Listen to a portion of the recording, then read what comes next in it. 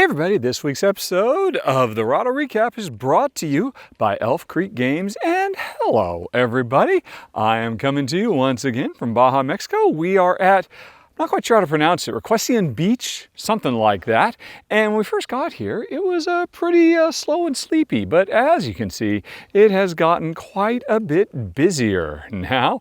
And so Jen and I are thinking about moving on. And what we're going to do is, there she and the dog are way back there, we're going to walk over to another beach that is nearby and see if it's basically going to work a little bit better for us. And figured while doing this scouting expedition, this reconnoiter, I will tell you about all the things that happened in the world of board gaming over the last 7 days. Because you know how this show works, folks. I tell you everything that appeared on my channel, everything that appeared on other channels that really stood out to me as must-see, and then I tell you about a bunch of games. And this week, it's a whole bunch of games. I had a really hard time narrowing it down to just the ones that I was absolutely most interested in. But we'll get to that at the end. Right now, we are going to start by talking about what's new on the Rahdo channel. And as always, let me mention the exclusive. Basically, we had the monthly Jen Jog, which is where Jen and I sit down and I do my best to remind her of everything that we have played over the previous month, and then she ranks them on a 1 to 5 star scale. We did that, and as always, I'm always surprised when we do this how different Jen's opinions are than mine, but it's always a good time, and we were a little lazy this particular time, as you can see by that picture, just lying around and recollecting. Anyway, that's an exclusive for folks who back the show on Patreon or here on YouTube as members. Thank you to everybody who helps keep Rahdo running. And now, what's available for everybody? Well, the companion piece of the Jen Jog is the Rahdo Roundup, where I tell you what I thought about all the games over the last month. And man, folks, January is maybe the worst month for board gaming ever since Jen and I got into the hobby. Well, that's not true. The first few months, we had a lot of really bad months. What was it, 12 years ago now, when I was still just trying to figure out what makes a good game. And I've talked about this on the podcast in the past. But anyway, certainly for years now, I've always been very, very careful about only exposing Jen to games that I'm pretty sure she's going to love and that I'm going to enjoy on some level or other. And I failed. I failed miserably in the month of January, and I talk about that in the latest roundup. And I've now caught up with Jen and the dogs. They were in a quick hurry. I didn't know if I would because they were just zipping, but okay, now we're continuing on. What else appeared on the channel? My Q&A, number 20. I talked about some fun stuff, a bunch about board game media and what you have to bear in mind while you're watching, because board game media folks like me, we're different. We look at games very differently than board game players. And I also talked about testing board games and my own personal experience from the video game industry. Some folks wanted to know how much I'm appearing on the channel these days and what's going to change in the future. So some good questions, definitely. And folks, if you ever have any questions for me, email them to questions@rahdo.com and they'll appear in a future Q&A. Alrighty, what's after that? Oh, right. We have some run-throughs. Since it is the Rahdo Run-Through channel, right? That's always kind of important. Maggie did Great Western Trail New Zealand. Now I have to admit, this is one I'd been planning to do myself. I've got it in the RV right now. Jen and I have played it a few times, and it's just too huge. Go watch Maggie's video. You can see how absolutely ginormous it is. It would have been so hard to fit onto my little RV table. So I asked Maggie if she was interested in doing a run through, and man, she knocked it out of the park. Folks, Maggie is going to be a force to be reckoned with because she's flying solo. Amy didn't join her for this. She did a great solo run through of Great Western Trail, and I think you're going to be seeing a lot more of her. I've been super happy with her. She's really enjoying it. The audience seems to love it. By the way, she brought a perspective on Great Western Trail New Zealand I haven't seen on any other channel, so that was really fantastic too. Folks, I highly recommend Maggie's Great Western Trail New Zealand run through. And then Shay did Lords of Ragnarok. We'd actually originally planned to get this done gosh, I want to say back in November or something like that. But things just fell between the cracks and the timing didn't work. But Shay finally got it played and filmed and run through. We're a little late to the party, but I think it was still worth, apparently, I don't know what, but there was some huge controversy about coverage of this game. Shay obliquely referenced it in his final thoughts. Several other people commented on how much they appreciated Shay's commentary on the game, just kind of focusing on the game and not whatever the big controversy was. That I do not know. But anyway, it's available, and hey, for folks who like big bombastic dudes on a map, skirmishy type games, it's worth checking out. Not my cup of tea, but hey, that's why I'm glad to have Shay on the channel so we can cover more stuff. I've got a couple of rapid reviews, those videos that generally last less than 5 minutes where I just blast all the info you need about a game. They were both expansions. Space Explorers, what was it? Space Explorers Age of Ambition. Man, this is a good expansion. Could have been great. I forget, it comes with like 7 different modules, give or take. Honey, are we going the right way? Yeah. You sure? Okay, anyway, 7 different modules, maybe 8, maybe 6. Loved all of them. Unique player powers and, extra resources, all kinds of stuff. But the biggest one is adding, nationalities, which could have been the coolest one. It's clearly the centerpiece of the entire expansion. And the problem is, it makes the game very take that, very cutthroat. And I didn't care for it. There could be just a couple of the tiniest little house rules that would make it awesome and perfect. But even still, the game, just in general, Space Explorers deserves a lot more attention. It sits in the shadow of Race for the Galaxy, but I think it should come out on its own. It's basically a splendor killer. And Age of Ambition makes it even better. And hey, if you want a little bit of cutthroatedness, this brings it in as well, which was not there before. So the other expansion was Heroes of Tennefer, the Second Curse. Heroes of Tennefer, another great little card game, cooperative deck builder. Where players are, diving through dungeons. Every time you beat a bad guy, you flip the card over so it becomes a special power card that goes in your deck. And there's kind of a push your luck element for how deep you're going to go in a dungeon before you run away, because you don't want to lose all your progress. But also, the way you dig through your deck is really, really brilliant. And Second Curse just makes the game so much better. Adds a bunch of cards and bosses. Most importantly, it adds new game modes and express mode that I love, and long epic mode, which I haven't tried yet, but I look forward to trying it someday too. Anyway, the Second Curse just made it all the better, Heroes of Tennefer. And again, folks, you can go check out that rapid review, which also includes a link in the rapid review to my original demonstration of Heroes of Tennefer. You can check that out down in the show notes below. Links for everything is in the show notes I'll be talking about today. Or you wait till the end, there'll be a playlist that comes up on screen that you can just click. Anyway, I think that was it for the channel. Does that sound about right? Yeah, I think so. But now let's talk about other people's channels. I've got a few videos that I really, really enjoyed. First of all, Kavre. Boy, folks, I think this might become a repeating thing. Me talking about other channels that I'm jealous of because they've got games I don't have. River Valley Glassworks looks so cool. It just missed, or maybe it was on my top 10 most anticipated for 2024. I don't remember for sure, but I was very excited about this game. I think Jen's going to love it. And Kavre, they've got a prototype of it, and they did a wonderful how to play that was very quick.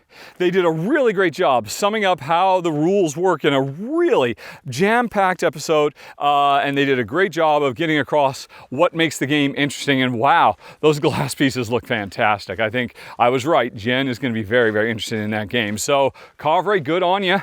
You got the prototype I wanted. Anyway, but I'm in Mexico. What can I do? Okay, let's see what else. Oh, Edo of Gaming with Edo, who is the head of Pencil First Games, a publisher. Every time he's about to do a new Kickstarter for games, he does a little, well, in the video game industry, we call them postmortems. After the project was over, we get together, we do a postmortem of everything that happened and what could have been done better. Edo does pre-mortems. What, honey pie? Oh, we're going to pause for a second, folks, so you can see just how pretty this bay is. There's a couple of paddle boarders out there, which I can't see because I can barely see anything on my screen, but I'm going to assume this very slow pan is getting the paddle boarders that Jen thinks are very, very peaceful. Did I get it? Okay. She says, I don't know if you got it or not. All right, I'm going to come over closer. We're going to try and get those paddle boarders. Gosh darn it. Paddle boarders, come over here. Paddle board over here. Oh, Jen says I can also now come over here, show you how clear and beautiful the water is. It is beautiful here, and the wind is down at the moment, so everything is so peaceful and tranquil, except for my nonstop yammering. And, wait, apparently Jen says there's something else I got to show you. What now am I pointing at? On Recreation or whatever beach, and at lower tide, you can actually walk out to this island. Right. As you can see the sand spit over there. Yep, that's what this beach is famous for, that when the tide goes down, this becomes a little bridge that you can walk over there. Jen and I did it yesterday. The tide wasn't quite down. Water got up to our, up to Jen's thigh height. But yeah, that was nice too. Anyway, I have completely lost track of what we were talking about now. I have no idea what was going on. Oh, Edo. Right. So, back to the show, folks. Although, I don't know, would you rather have more travelogue stuff and less game stuff? Let me know down in the comments. Anyway, though, so he does these pre-mortems where he talks about everything he's done to set up his Kickstarter campaign and what he's learned from previous ones and what he's going to change and do differently. Now, I mean, I believe the show is literally called What We Did Differently, and I love it.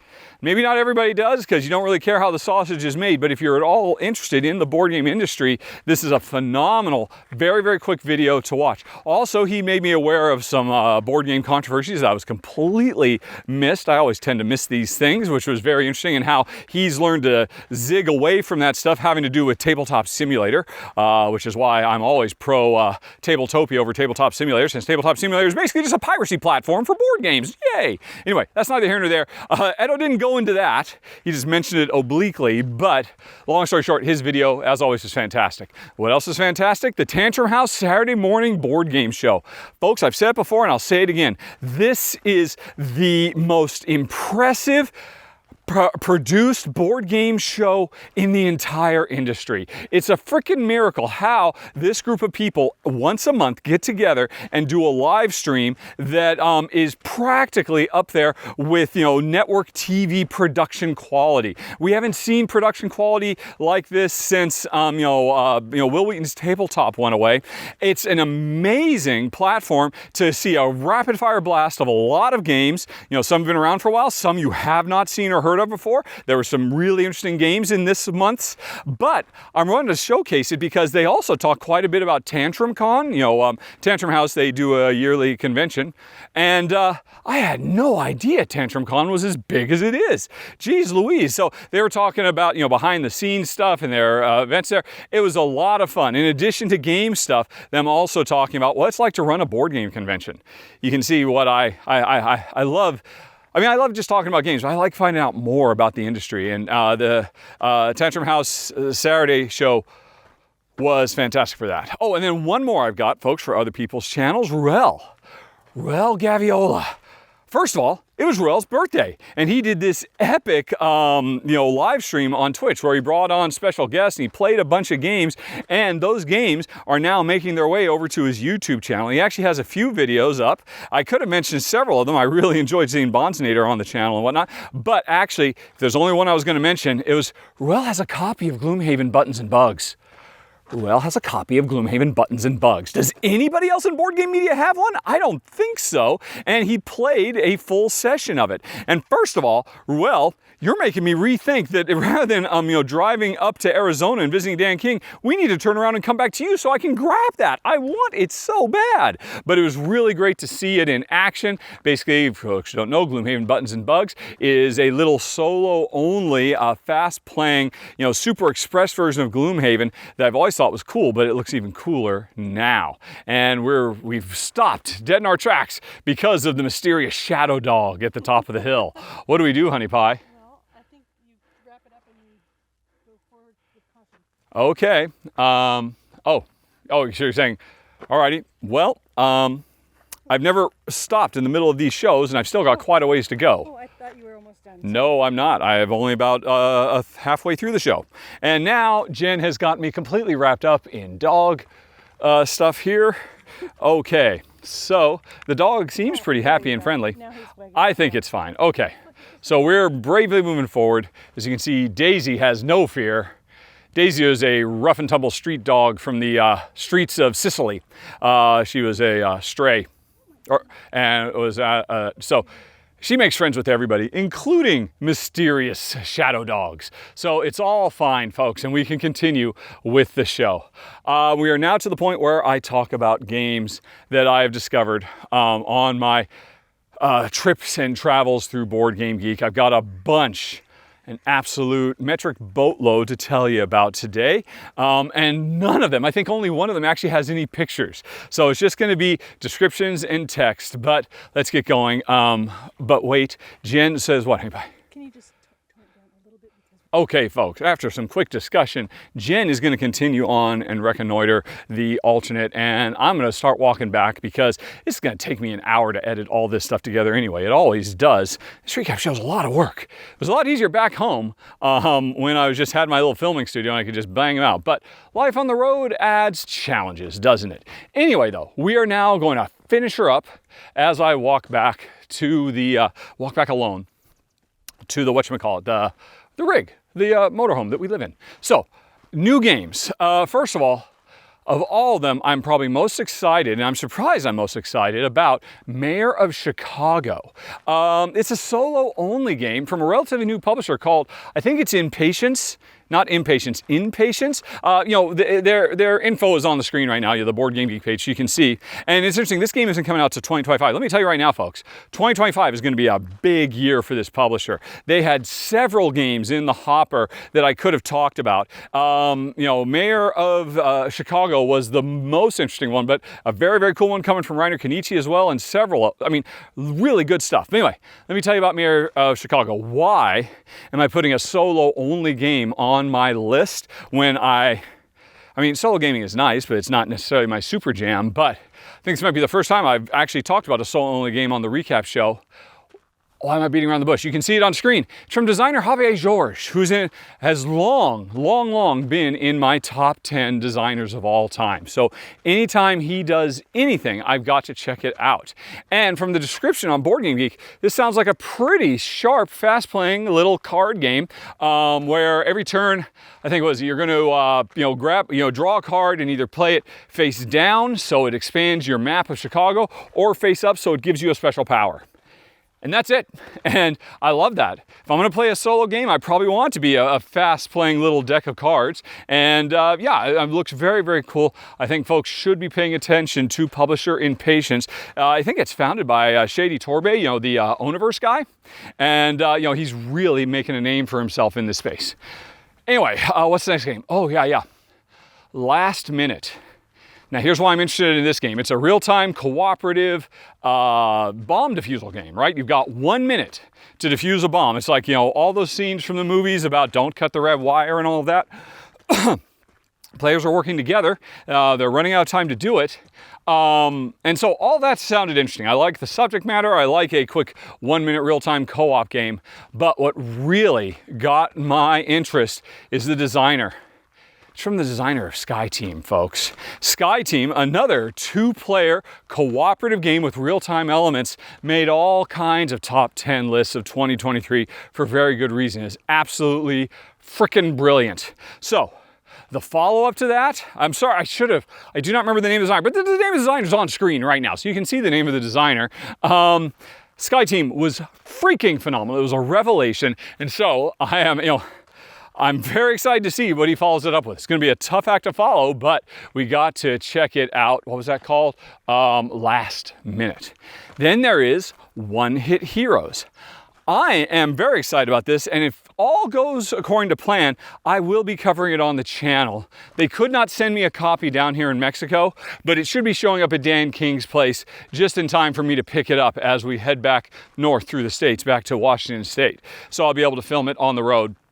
Why am I interested in though? Why did I say yes to covering this when I say no 90% of the time to games that reach out for coverage? What made One Hit Heroes stand out from the crowd? Well, there's a few things. One is, it's cooperative. It's a cooperative boss builder or boss battler.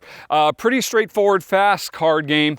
Where the important thing is, from a gameplay perspective, what happens is at the beginning of a round, everybody's got their hand of cards, and that we're using to fight the boss. First thing that happens is the boss draws a card and says what they're going to do at the end of the round. So you know what's coming. There's a ticking timer, and then players all take their turns. I think each of us gets to play up to 3 cards. I think that's what it was. You can read the description on Board Game Geek to learn more. I'm just going from memory here from what I saw earlier this week. Or actually, I saw from months ago when I first read the rules. And then at the end of the round, the big bad boss hit will happen. I love that, that notion of, hey, how about an event card where I can actually respond to the event? Board game publishers, stop doing garbage gotcha. Surprise! You thought everything was gonna be great, but then you drew an event card and it was all terrible.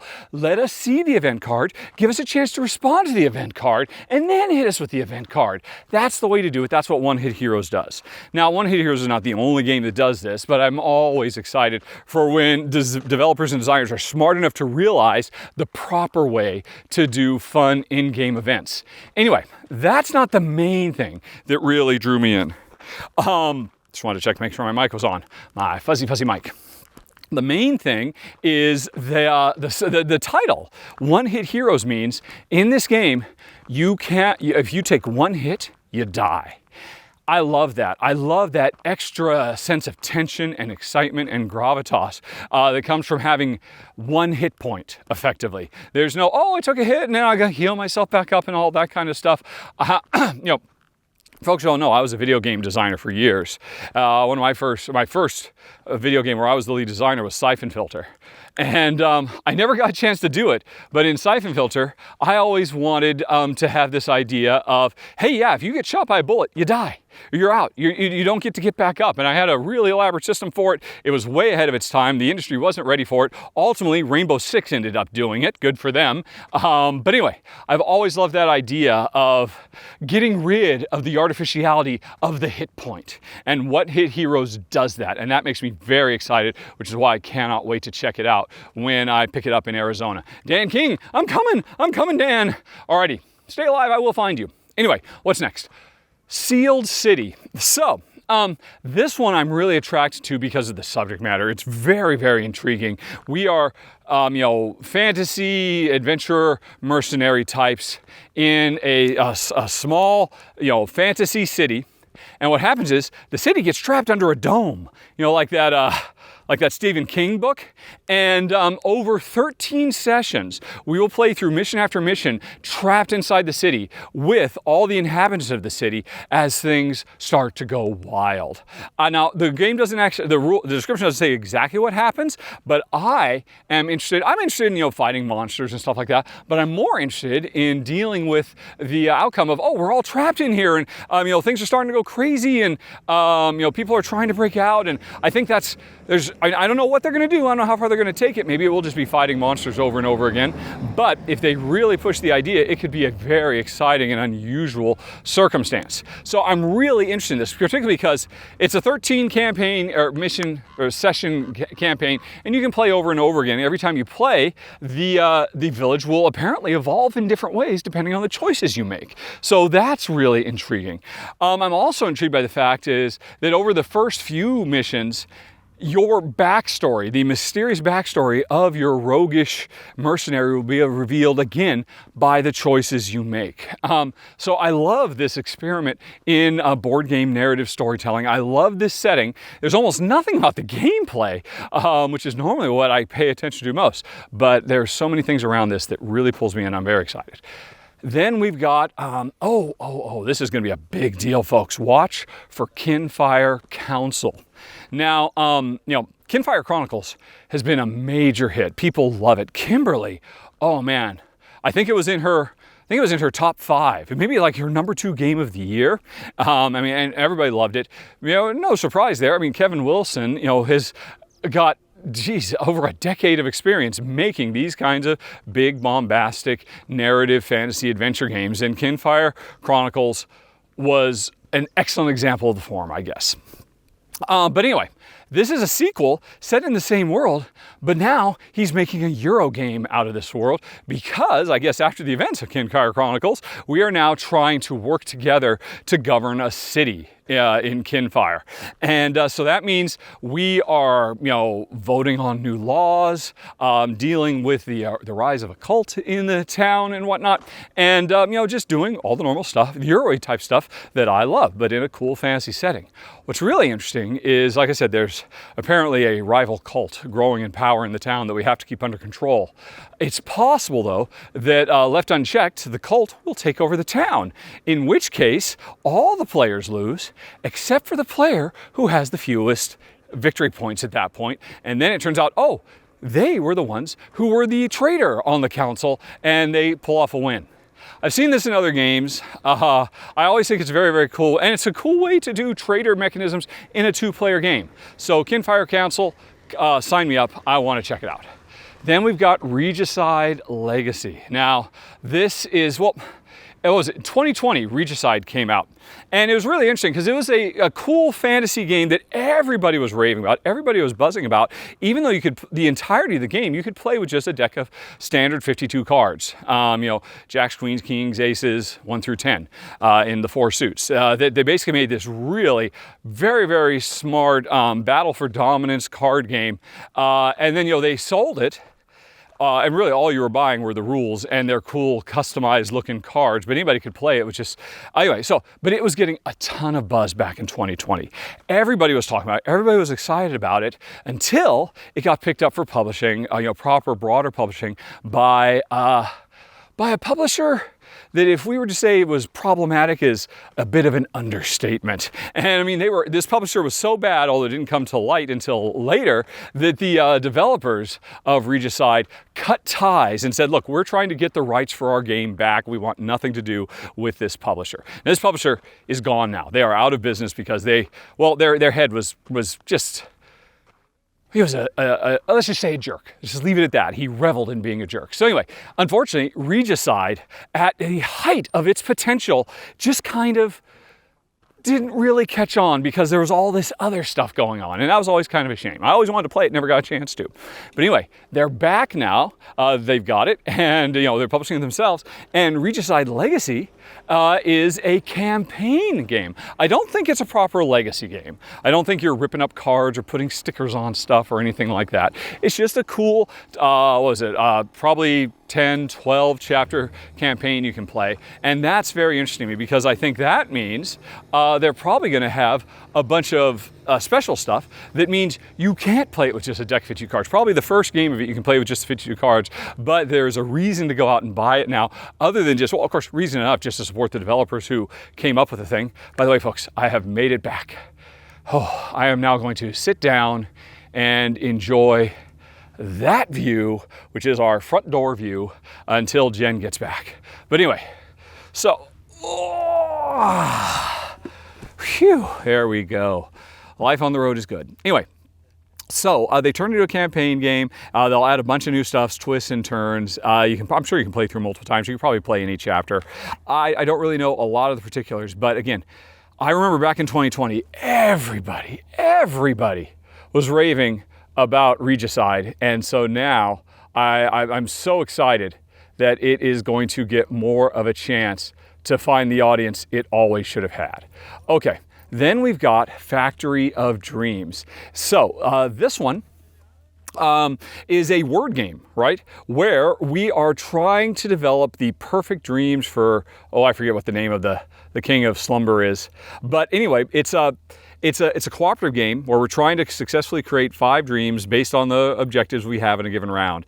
But what happens is there's a word that represents the dream I'm trying to make, and I can play cards with other words into these piles, into these flasks.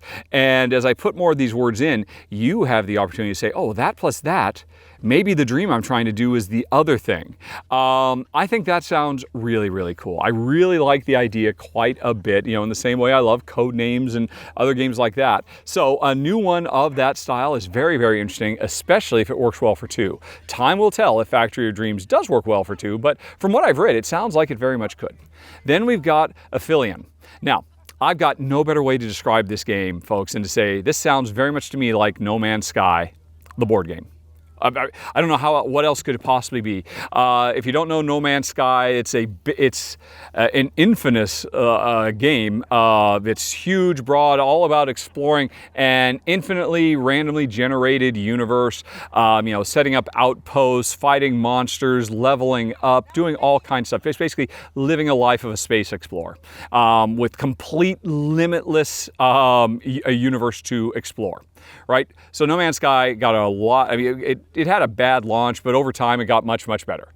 Anyway, Aphelon, from the description on Board Game Geek, sounds like, oh, it's that in board game form. And so I really love that idea. There can be combat, but this is mostly about exploring a vast, untraced galaxy, and it's cooperative as well. And another thing I really like is cooperative with simultaneous turns, so it can zip along really quick. So all that stuff sounds to me like it is definitely worth checking out. Okay, next up we've got Ada's Dream. And now in this game, we are helping Ada Lovelace, build the first computer. I'm sure folks know about the story of Ada Lovelace. If not, go to Wikipedia and look it up. It's absolutely fascinating.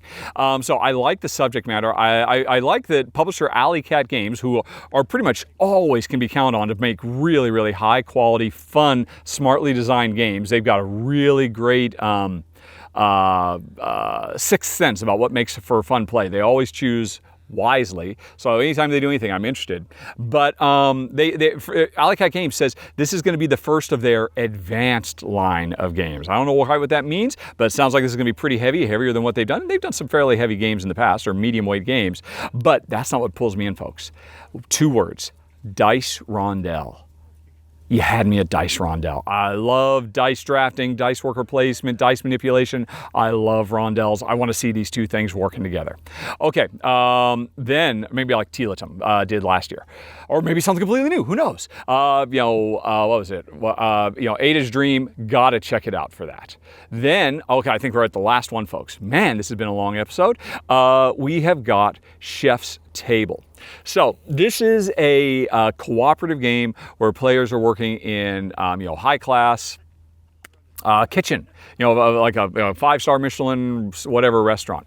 Like the behind the scenes of The Bear, which is an excellent TV show. Just finished up the 2nd season not too long ago. So maybe that's why I'm interested in the subject matter.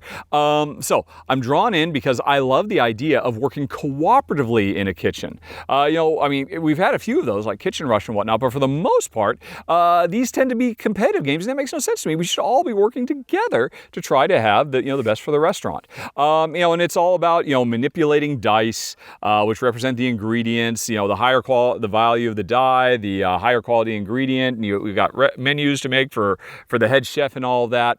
So that's all cool. What I'm most interested in, as part of setup, you choose a unique chef to you that gives you a special power, and you choose a unique chef station that gives you special actions. So every time you play, you're combining 2 unique special, the location I'm working at and the player I'm playing, to try to do dice manipulation and worker placement to deal with the high pressure world of super fine dining. So it all sounds very cool. The description makes it sound pretty heavy, I've got to say, on Board Game Geek. So that's very interesting as well. And yeah, that's it, folks. Done and dusted. Another week recapped. And I've got to go in there now and start editing all this stuff together. And we will see you again next week. But in the meantime, there's the playlist, folks. You know what to do. And you can subscribe if you want to see those exclusive things. There's the Patreon link and all of that. And I'm just going to sit quietly for a second and enjoy.